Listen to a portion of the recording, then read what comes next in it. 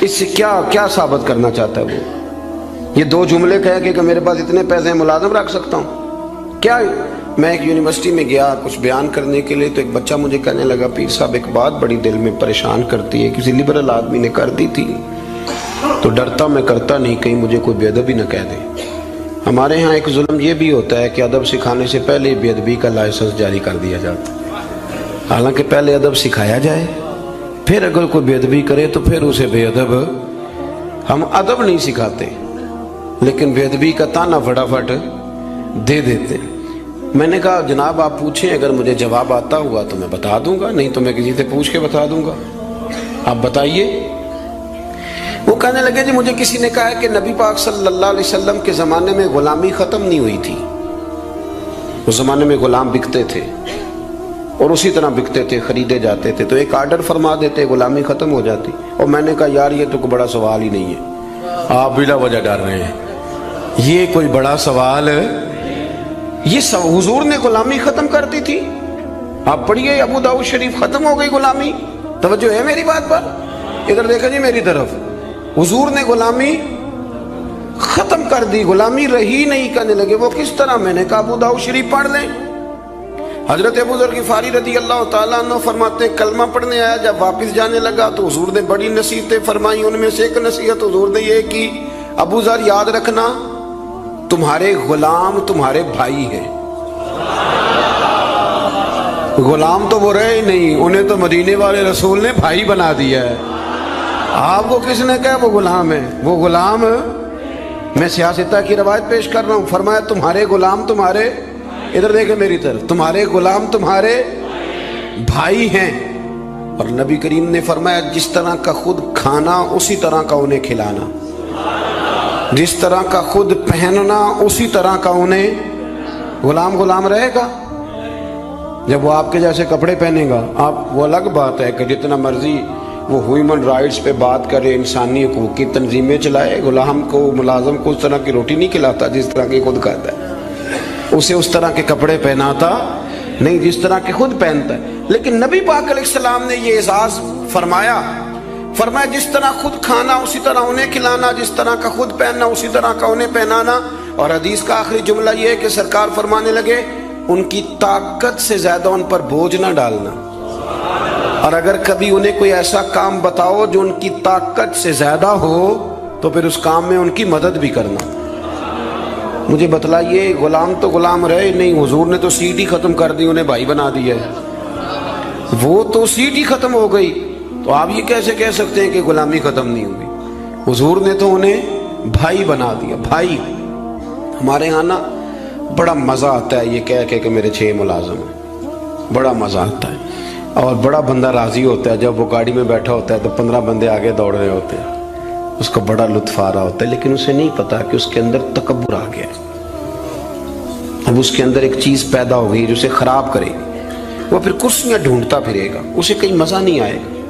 وہ نورانی محفل کے اندر بھی، روحانی محفل کے اندر بھی وہ تلاش کرے گا کہ کوئی مجھے جان لے، کوئی مجھے پہچان لے، وہ ہر جگہ پروٹوکول کا عادی ہو، اسے بیماری لگ جائے، کسی جگہ قرار نہیں پائے گا، وہ کہے گا پتہ نہیں مجھے سکون کیوں نہیں آ رہا۔ بھائی سکون تو آتا ہے چھپ جانے میں، سکون تو جاتا ہے کسی کونے میں جا کے اللہ اللہ کرنے میں، کسی کونے میں۔ بابا بلے شاہ صاحب، بابا صاحب رحمۃ اللہ علیہ فرماتے ہیں میں نے اعتکاف کبھی قصور میں نہیں کیا، اس گاؤں میں جاتا تھا جہاں مجھے جانے کوئی نہ، چلو 10 دن تو میں الگ ہو کے اللہ اللہ کر لوں، کہتے میں وہاں جا کے اعتکاف کرتا تھا، یہاں تو سارے ہاتھ چومنے والے تھے، اکثر کہا کرتے تھے اٹھ بلیا چلو تھے وسیے جتھے وس دینی سارے انے، اٹھ بلیا چلو تھے وسیے جتھے وس دینی سارے انے، نہ کوئی ساڈی ذات پچھانے نہ کوئی سانو منے۔ کبھی ایسی جگہ بھی تو جانا چاہیے نا۔ اور بڑے ناز سے میری طرح کے بندے بھی کہہ رہے ہوتے ہیں وہ تو کونے تو آ کے میرا نام پوچھے ہو پہنچ جاؤ گے، وہ کبھی اپنے آپ سے پوچھ تو صحیح کہ یہ تو کہاں مبتلا ہو گیا، یہ شہرت، یہ شور شرابے، یہ آنا جانا۔ مزہ تو تب ہے کہ صبح قیامت آپ کو پردوں میں ڈال کے کہہ دیا جائے کہ جا تیری پردہ پوشی کی، تیرے عیب نہیں کھولے جائیں گے، بغیر حساب جنت میں چلا جا۔ یہاں یہ شور کرنا، اپنا آپ دکھانا، اپنا آپ بتانا، یہ تو علامت تکبر ہے۔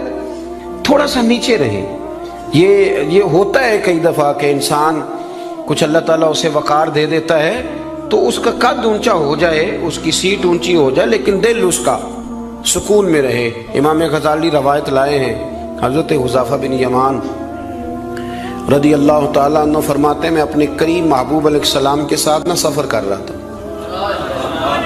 گرمی کا موسم تھا، سفر کرتے کرتے ہم ایک باغ کے قریب سے گزرے تو سامنے کنواں نظر آیا۔ حضور فرمانے لگے حذیفہ یار گرمی بڑی ہے، غسل نہ کر لیں؟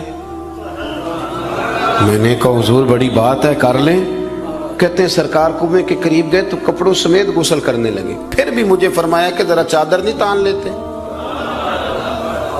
میں ذرا پسند نہیں کرتا کہ یہ گرمیوں میں ہمارے بچے جس طرح کا لباس پہنتے، یہ تہذیب کے مطابق نہیں، تہذیب کسی اور چیز کا نام۔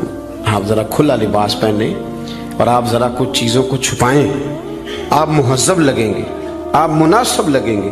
کالی بنیان پہن کے تو گلی میں نکل جانا، گلی میں کیا گھر میں بھی بیٹیاں ہوتی ہیں، بہنیں ہوتی ہیں، کیوں اس طرح کا لباس پہنتے ہیں جو غیر مناسب محسوس ہو؟ حضرت حذیفہ بن یمان رضی اللہ تعالیٰ عنہ فرماتے ہیں حضور کپڑوں سمیت غسل فرما رہے تھے، پھر بھی مجھے فرمایا چادر تان لو۔ توجہ ہے میری بات پر؟ یہ نوجوان ذرا زیادہ غور کریں کیا عرض کر رہا ہوں۔ کہتے میں چادر تان کے کھڑا ہو گیا، حضور غسل کرنے لگے تو پانی ٹھنڈا تھا، گرمی بھی بڑی تھی، حضور کو نہ ذرا لطف آیا تو فرمانے لگے تھوڑا اور نہ نہا لوں؟ میں نے کہا حضور نہائیں۔ کہتے ہیں سرکار کو اور لطف آیا، فرمانے لگے ذرا اور نہ نہاؤں؟ میں بڑا مطمئن تھا، بڑا راضی تھا کہ مجھے نوکری کا موقع مل رہا ہے۔ کہتے ہیں ایک دو دفعہ سرکار نے فرمایا، پھر حضور بس کرنے لگے تو میں نے کہا حضور تھوڑا اور غسل فرمائیں، گرمی بڑی ہے۔ کہتے سرکار اور غسل کرنے لگے، خاصی دیر حضور نہائے، غسل فرمایا، فارغ ہو گئے نا جب، میرا کلیجہ بڑا ٹھنڈا تھا کہ میں نے نوکری کر لی۔ جب فارغ ہو گئے تو حضور مجھے فرمانے لگے چل اب تو غسل کر۔ اگر روٹی بچ جائے تو بندے ڈرائیور کو بھیج دیتے ہیں، اگر کبھی بچ جائے۔ چلیں آپ نے کون سا مجھ سے ناراض ہونے، آپ تو اپنے ہیں۔ اگر کوئی دیگ بڑھ جائے تو مدرسے بھیج دیتے ہیں کہ وہ اس کو کہتے ہیں آپ یہی ہیں کہ اس کے پیروں کے نیچے فرشتے پر بچھاتے ہیں، یہ بھی آپ کہتے ہیں کیا فجی آپ کی بڑی شان ہے، آپ نماز پڑھاتے ہیں، پر دیگ وہ بھیجنی ہے جو بچ گئی، وہ آپ بھیج دیں۔ بچ گئی ہے، وہ زیادہ تھی تو ہم نے کہا چلو بچوں کو دے دیتے۔ یہ اعزاز نہیں دیا، دیگ دے دی پر آپ نے عزت نہیں دی، وقار کا مزہ نہیں آیا اس کا، یہ کوئی سرور والا کام نہیں۔ میرا ایک دوست مجھے ایک دن کہنے لگا حضرت جی اگر کوئی ٹائم ملا نہ نکلا تو میں آؤں گا۔ میں کہ یار نہ آئیے دا کوئی مزہ ہے، ساڑھے کو تو ٹائم کٹ گیا آنا یار، حد ہو گئی۔ تو کہے کہ میں بڑا مصروف ہوں پر آپ حکم تو کرے، میں سویرے ہی آیا۔ یہ کیا بات آپ نے، اسی کو بچے کچھ ٹائم آ لیا ہمارے پاس تو آ، تھوڑا سا سارا کچھ چھوڑ چھاڑ کے پتہ چلے کہ تو آیا ہے۔ میری بات کی سمجھ آ رہی ہے میرے عزیز؟ بات کو سمجھنا ہے آپ نے۔ حضرت حذیفہ بن یمان رضی اللہ تعالیٰ عنہ فرماتے ہیں کہ جب حضور غسل فرما چکے تو کہنے لگے اب تو غسل کر۔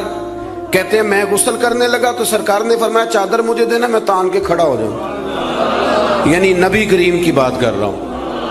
وہ ساری زندگی پیر صاحب نوکری کراتے رہتے ہیں، مرید پہ چڑھ جائے نا قرضہ تو کہتے ہیں اس کا ذاتی معاملہ ہے، تو جب تیرے گھر جھاڑو دے رہا تھا پھر نہیں ذاتی معاملہ تھا؟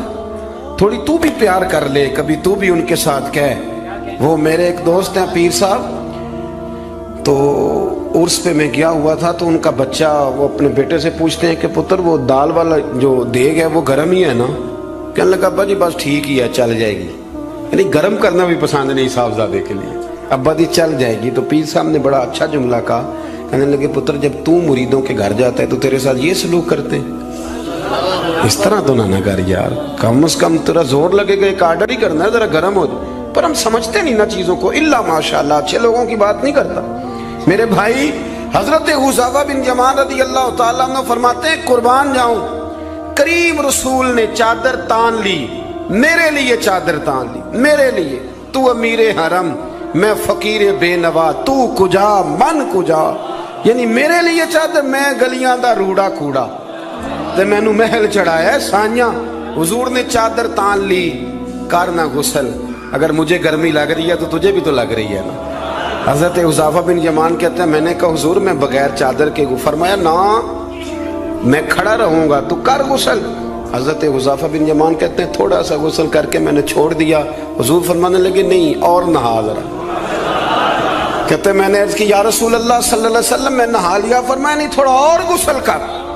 فرماتے میں نے اور غسل کیا، تھوڑی دیر کے بعد فارغ ہوا، میں نے کہا حضور مہربانی فرمائیں میں نہا چکا، تو فرمانے لگے نہ امیر جتنی دیر میں نے کیا ہے تو بھی اتنی دیر غسل کر۔ حضرت حذیفہ بن یمان کہتے ہیں میں رو پڑا، میں نے کہا محبوبہ تیرے کرم پہ قربان جاؤں، اب بس کرے، حضور میں نہا چکا ہوں۔ تو حضور فرمانے لگے حذیفہ گھر سے کٹھے نکلے تھے نا، گرمی میں ایک جیسا سفر کیا ہے نا، یار تو غسل کر، مجھے اچھا لگا یار یہ کیا سٹیٹس ہم نے بنا لیا۔ ہم اپنوں کے بیچ بھی اسی طرح رہیں گے، ہم اپنوں کے بیچ جو ہمارے اپنے ہیں ہم ان سے بھی کبھی، میں مسجد میں بیٹھا ہوں باوضو، ابھی میں نے عشاء پڑھی ہے، کو دیانتداری سے بتاتا ہوں، میں بیمار ہو گیا تو بڑی میری ٹانگوں میں ٹائیفائڈ بخار تھا، تو بڑی سخت تکلیف میری ٹانگوں میں آئی، اذیت آئی، مجھے چلا نہیں جاتا تھا، چھڑی پکڑ کے میں چلتا تھا۔ میری اماں جی حیات تھیں، میں نے ان سے کہہ دیا کہ بڑی ٹانگوں میں درد ہے، تو میں سو گیا، میری آنکھ کھلی تو میری ماں میری ٹانگیں دبا رہی تھی، میری ماں میری ٹانگ، اور میری جیسے آنکھ کھلی تو میں نے جھٹ سے اپنی ٹانگوں کو سمیٹا، میں نے کہا اماں جی آپ یہ کیا کر رہی ہیں؟ تو میری اماں جی نے کیا، وہ بیمار رہتی تھی، شوگر تھی، کہنے لگی پتر تو نہیں میری روز دباندہ، آپ بات کو سمجھے نا۔ وہ وقت گزر گیا، وہ انتقال کر گئی، 8-9 سال بیت گئے، پر وہ کبھی اس وقت کو یاد کرتا ہوں تو دل ٹھنڈا ہو جاتا۔ ہمارا تو سٹیٹس اتنا خوفناک ہو گیا کہ ہمارے اپنے ترستے رہتے ہیں کہ چلو 2 جملے پیار کے بول دے، 2 جملے، اور کسی کے لیے بھی نہیں یار، کسی کے لیے۔ سیدہ طیبہ طاہرہ حضرت عائشہ صدیقہ آپ فرماتی ہیں لوگوں ہم اس رسول کے ماننے والے ہیں جو جملوں کا بھی خیال کرتے تھے، کسی کی آج انداز تکلم کس طرح کا ہے، کوئی کس طرح، اس کا بھی حضور خیال کرتے۔ ایک دن مجھے گھر میں بیٹھے بیٹھے فرمانے لگے عائشہ جب تو راضی ہوتی ہے تب بھی مجھے پتہ چل جاتا ہے، اور جب تو ذرا تھوڑا سا دل میں کوئی بات رکھتی ہے تو پتہ مجھے پھر بھی چل جاتا ہے۔ تو جناب عائشہ کہتے ہیں میں نے فٹافٹ عرض کی حضور مجھے میری ماں روئے، میں اور آپ کو فرمایا چپ کر ذرا سن تو لے، پہلے ذرا سن تو صحیح نا، ذرا سن یا رسول اللہ حکم کریں۔ تو محبوب فرمانے لگے کبھی کبھی کسی دوسری بیوی کے پاس ذرا وقت گزاروں تو تیرے دل میں بات تو آ ہی جاتی ہے نا، ذرا سن نا، حضور حکم کریں۔ تو محبوب فرمانے لگے جب تو راضی ہوتی ہے نا، تیرا طریقہ ہے کبھی کبھی قسم اٹھاتی ہے، جب تو ہوتی ہے نا مجھ سے ناراض تو تو کہتی ہے مجھے ابراہیم کے رب کی قسم، مجھے حضرت ابراہیم علیہ السلام کے رب کی قسم، اور جب تو راضی ہوتی ہے تو فرماتی ہے مجھے محمد عربی کے رب کی قسم۔ اب میں سمجھ جاتا ہوں کہ آج کوئی بات، جناب عائشہ کہتی ہیں میں بڑا روئی، حضور نے فرمایا کیوں روتی ہے؟ میں پھر رو پڑی، حضور نے فرمایا میں نے تو تیرے احساسات بیان کر تو رو پڑی، کہنے لگی روتی اس لیے ہوں کہ اللہ نے کیسا کریم رسول عطا فرمایا۔ حضور لفظوں جملوں تک کا احساس، کیا فکریں کس طرح کے بیان کر رہا ہے، آج اس کا ذہن کس طرف چلا گیا، اس بات کا بھی خیال ہمارا تو یقین کریں وہ بلند و باغ مزاج جانے ہمیں کہاں جا کے کھڑا کرے گا، کس جگہ پہ جا کے ہم رکیں گے۔ بڑا شوق ہے لوگوں کی گردنیں جھکانے کا، بڑا ہمیں شوق ہے، یہ میرا ملازم ہے، گھر میں بھی گئے ہیں تو 2-4 بندے کھڑے ہونے چاہیے اعزاز کے لیے، تھوڑا سا جھکے تو صحیح، تھوڑا پیار کرنا تو شروع کریں، تھوڑا یہ آپ کی گردن دیکھیں نا، جو بالکل اکڑ جائے وہ مردہ ہوتا ہے، اور جس میں کچھ نہ کچھ لچک ہو وہی تو زندہ ہوتا ہے۔ اگر آپ پکڑے ہوئے ہیں، اکڑ گئے ہیں آپ کو اپنے علاوہ، وہ کسی نے کہا تھا خدا مجھے ایسی خدائی نہ دے کہ اپنے سوا کچھ دکھائی نہ دے۔ کیا لے کے جانا ہے اس دنیا سے اگر آپ چند منٹ کسی سے پیار ہی نہیں کر پائے، کسی کا احساس ہی آپ کی طبیعت میں نہیں آیا، آپ کو ذرا خیال ہی نہیں آیا کسی کی بابت، لیکن ہمارا وہ احساس کدھر گیا؟ اصل بات یہ ہے کہ اندر تکبر چھپا لیا ہے، اب وہ نکلتا نہیں، کھٹکتا بڑا ہے، تنگ بڑا کرتا ہے، بڑی آرزو ہے کہ جانا جاؤں پہچانا جاؤں، سمجھتے نہیں۔ مولا کائنات شیر خدا علی المرتضیٰ حضرت مولا علی کرم اللہ تعالی وجہہ الکریم کوفے میں تشریف فرما تھے تو غلام سے کہنے لگے چل ذرا شاپنگ کرنے چلیں۔ کس سے؟ بول کے بتائیے، لے گئے ہو کبھی ملازم کو ساتھ؟ ہم تو ابا جی کو نہیں لے کے جاتے، حالانکہ ان کو کبھی کبھی لے جائیں تو انہیں بڑا اچھا لگے. کبھی کبھی والد صاحب سے کہیں نا کہ موسم بدل رہا ہے اور 2 جوڑے لینے چلے, ہم لے کے جائیں کبھی ان کو ساتھ بٹھا کے, ان سے کہا ابا جی آئیں میرے لیے کپڑے پسند کریں. ان بیچاروں نے بوڑھوں نے کیا پسند کرنا ہے, پر آپ ساتھ لے کے جائیں گے تو ان کا دل بڑا ٹھنڈا ہوگا. لیکن یہ کام بھی ہم یاروں کے ساتھ ہی کرتے ہیں, والد کو کہاں لے کر کے جاتے ہیں. مولا علی شیر خدا غلام سے فرمانے لگے چل نا یار کپڑے خریدنے. خادم کہتا ہے میں ساتھ گیا, حضرت علی نے 2 جوڑے خریدے. فرمایا آج 2 لینے, بھی ایک تیرا ایک میرا. کہتے ایک خاصا مہنگا لیا, ایک ذرا سستا لیا.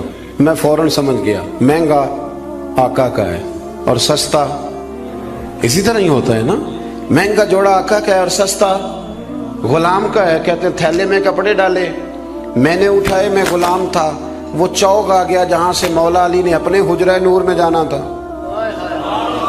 اور میں نے اپنے گھر جانا تھا. فرماتے ہیں وہ جگہ آ گئی. شیر خدا رضی اللہ تعالیٰ عنہ فرمانے لگے کہ لیا پتر میرے والا جوڑا مجھے دے دے, لا وہ میرے کپڑے مجھے دے دے. تو کہتے ہیں وہ بڑی ڈیفینیٹ تھی بات تھی, میں نے اسی وقت نکالا مہنگا جوڑا, جناب علی کو تھمایا. تو حضرت علی فرمانے لگے یہ تو نہیں میرا. باتیں مزے کے لیے سنتے ہیں صرف, اگر ان کے سننے میں اتنا مزہ ہے تو اس پر عمل کرنے میں کتنا مزہ ہوگا, یہ بھی تو کبھی آپ محسوس کریں نا. حضرت مولا علی شیر خدا فرمانے لگے یہ نہیں میرا, میرا تو وہ دوسرا ہے. وہ کہتا میں نے ایک فلسفہ بیان کیا, ایک علت بیان کی, ایک لاجک میں نے بیان کی. میں نے کہا حضور آپ مہنگا پہنے کیونکہ آپ آقا ہیں, اور میں سستا پہنوں گا کیونکہ میں. تو حضرت علی نے فوری طور پہ حکم نہیں لگایا کہ نہیں تو دوسرا مجھے دے. عالم تھے نا, تو اس نے علت بیان کی تو پہلے اس کا وہ سبب توڑا, پہلے اس کی اس بات کا جواب دیا. دلیل کا جواب دلیل سے دینا چاہیے نا. کئی دفعہ لوگ دلیل کا جواب گالی سے دینے لگتے ہیں, یہ طریقہ غلط ہے. حضرت علی سے اس نے کہا ایک علت بیان, ایک سبب بیان. کہنے لگا حضور آپ چونکہ آقا ہیں, آپ جوڑا پہنے مہنگا, آپ کپڑے استعمال کریں مہنگے, میں چونکہ غلام ہوں تو میں استعمال کروں گا سستے. تو حضرت علی کہنے لگے تو یہ والا فلسفہ نہ بیان کر, تو میرے والا کر. میں تجھے بتاتا ہوں ایک سبب وہ والا لگا لے. یہاں وہ حکم لگا. اس نے کہا حضور وہ کون سا؟ فرمانے لگے تو سستا مجھے دے نا کیونکہ میں بوڑھا ہوں, اور تو مہنگا استعمال کرنا اس لیے کہ تو جوان ہے, اور جو جوان ہوتے ہیں وہ مہنگے کپڑے پہنتے ہیں. فرمایا یہ والا نقطہ یہاں لگا نا, یہ کلیہ یہاں استعمال کر. تو خادم کہتا ہے کہ حضرت علی نے مجھے شان بھی دے دی, اعزاز بھی دے دیا, اور مجھے بات بھی سمجھا دی. تیسری بات ہے, اس کا بھی ضرور خیال رکھیں ہمیشہ اپنی زندگی کے اندر. آپ کو سکون ملے گا, آپ کو اطمینان ملے گا. ہم نا آرام پسند بہت ہو گئے. سب سے زیادہ ہمیں پریشان وہ بندہ کرتا ہے جو ہمارے آرام میں تھوڑا سا خلل ڈالتا ہے. اسپیکروں پہ پابندی کیوں لگی بھلا؟ جھگڑے شگڑے اب کوئی نہیں ہوتے تھے, اب کہاں دور رہ گیا.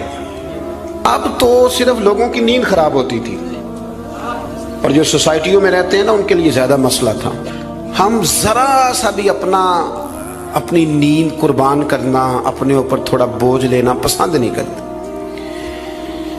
رات کو کچھ لوگوں کو جاگتے رہنا بڑا ضروری ہے. ڈاکٹر کے لیے اپنا موبائل آن رکھ کے اسے سونا چاہیے, یہ میری گزارش ہے. اس لیے کہ کسی وقت بھی کوئی مریض اس کو فون کر سکتا ہے.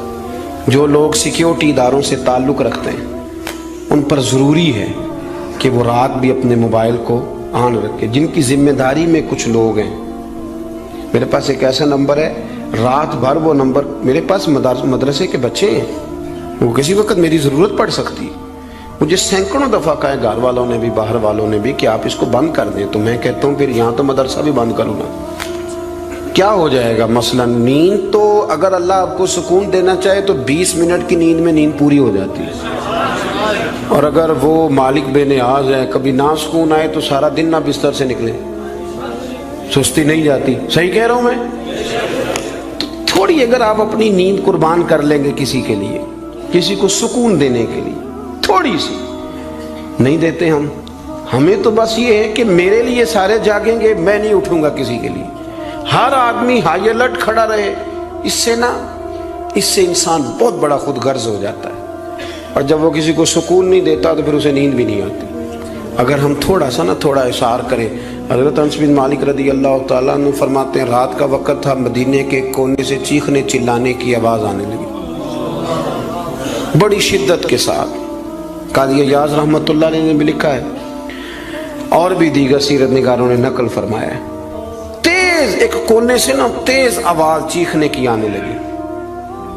فرماتے ہیں سب لوگ جمع ہو گئے جن کے کانوں میں آواز گئی، ہم نے نیزے، تیر، تلواریں، ساری چیزیں جمع کرنی شروع کر دی کہ ادھر جاتے ہیں اور جا کے دیکھتے ہیں وہاں کیا ہے۔ کہتے ہیں ہم تیاری کر چکے جب، اور ہم نے منصوبہ بنا لیا، اور جب ہم نے رخ پھیرا نا ادھر جانے کے لیے تو اللہ کے نبی صلی اللہ علیہ وسلم وہاں سے واپس آ رہے تھے۔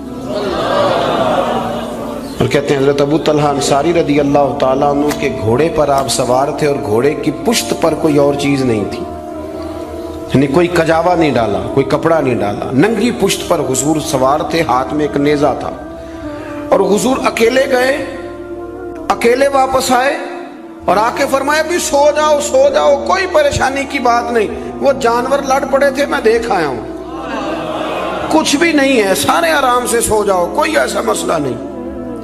حضرت انس کہتے ہیں باقی تو ساری دنیا سو گئی تو میں ساری رات سوچتا رہا کہ محبوب تو ہماری سوتے ہوئے بھی نگہبانی فرماتے ہیں، جو حضور سب سے پہلے چلے گئے دیکھ کے لوٹ بھی آئے، اس کا مطلب ہے کہ سرکار جاگ رہے تھے۔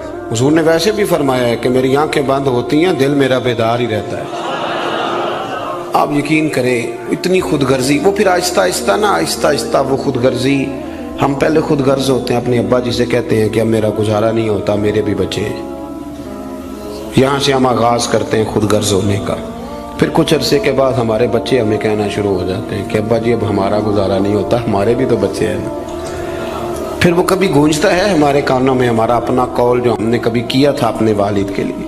اپنی زندگی میں اگر آپ عاجزی لے آئیں، انکساری لے آئیں، حسد چھوڑ دیں، پیار لے آئیں، رشک لے آئیں، اپنی زندگی کے اندر تھوڑا سا کسی کے لیے احسار کرنا شروع کر دیں، قربانی دینا شروع کر دیں، تھوڑا سا اپنے اوپر ہلکا سا بوجھ ڈالیں، تو شاید وجود تھوڑی دیر کے لیے تھک جائے لیکن روح کو بڑی آسودگی حاصل ہوگی، دل آپ کا سکون میں آ جائے گا، آپ ایسے محسوس کریں گے کہ میں اصلاح پذیر ہو گیا ہوں، میرے باطن کے اندر جو میل کچیل تھے وہ چھٹنے لگے، وہ دھبے اب آہستہ آہستہ کر کے